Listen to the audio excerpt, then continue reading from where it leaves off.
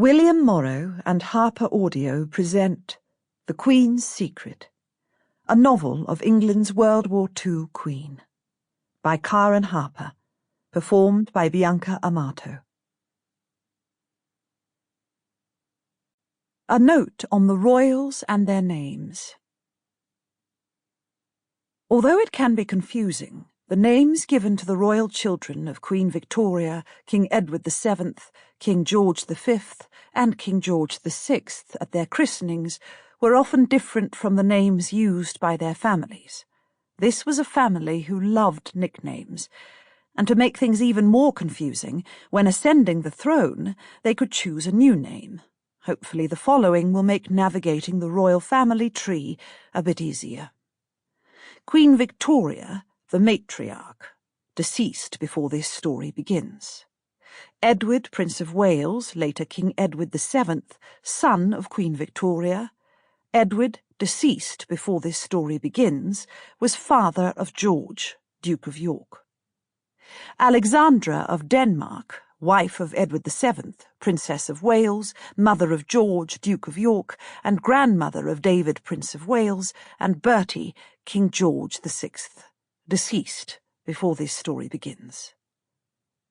George, Duke of York, son of Edward and Alexandra, later King George V, deceased before this story begins. Mary of Teck, Queen Mary, widowed in this story, mother of 6 York children. Edward, called David by his family, popular Prince of Wales, briefly King Edward VIII, and later Duke of Windsor, after he abdicated his throne. Bertie, second son of King George and Queen Mary, king during this story as King George VI, wed to Queen Consort Elizabeth Bowes-Lyon. See her family below. Mary, only daughter of George and Mary, not in this story. Harry, son of George and Mary, not in this story. George, son of George and Mary, Duke of Kent, RAF pilot in the war. John, deceased before this story begins.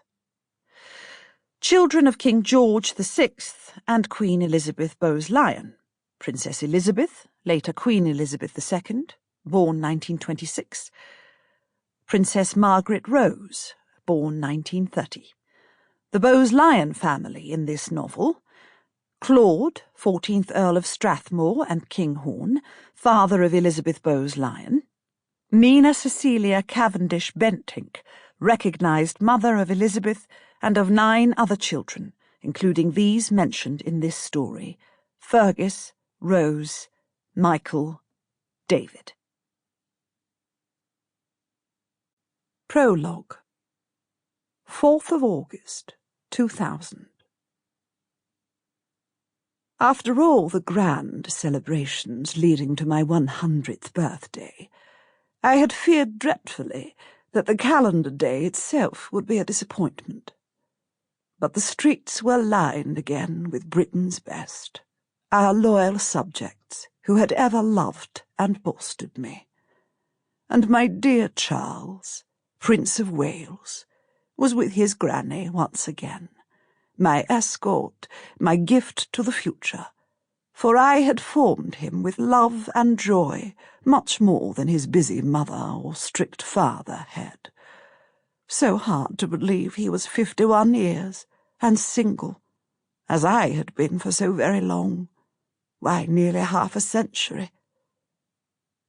"Look at the signature here," I told Charles, showing him the telegram that had just been delivered to me on a silver salver by my own footman. We stood at the iron gates of Clarence House, ready to board the ceremonial landau for a parade through the park and then back to Buck House, as that old roué King Edward VII had dubbed Buckingham Palace.